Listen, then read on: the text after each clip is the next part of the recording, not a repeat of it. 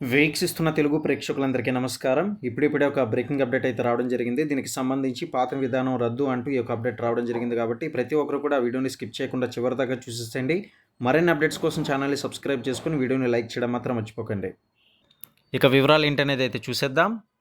పెన్షనర్లకు సంబంధించి మరి ఆంధ్రప్రదేశ్లో సదరం స్లాట్ బుకింగ్ ప్రక్రియలో ప్రభుత్వం అయితే కీలక మార్పులు చేసింది. దివ్యాంగులకు సేవలను మరింత సులభంగా పారదర్శకం అందించేందుకు ఇకపై జోనల్ విధానం అమలు చేయనున్నట్లు ప్రకటించేసింది. ఇక రాష్ట్రాన్ని 6 జోనల్గా విభజించి దరఖాస్తుదారులు తమకు కేటాయించిన జోన్లో జిల్లాల్లో మాత్రమే సదరం స్లాట్ బుకింగ్ చేసుకునేలా విధానాన్ని అయితే తీసుకొచ్చింది. ఇక కొత్త విధానంతో మరి దీంతో దూర ప్రాంతాలకు వెళ్లాల్సిన ఇబ్బందులు తగ్గి స్లాట్ బుకింగ్ ప్రక్రియ మరింత సులభం కానుందని ప్రభుత్వం ఈ యొక్క సందర్భంగా తెలియజేసింది. అయితే ఈ యొక్క కొత్త నిబంధనల ప్రకారం జూలై 8 నుంచి సదరం స్లాట్ బుకింగ్ ప్రారంభం కానుంది. అనంతరం జూలై 13 నుంచి వైకల్య నిర్ధారణ వైద్య పరీక్షలు అయితే నిర్వహించనున్నారు.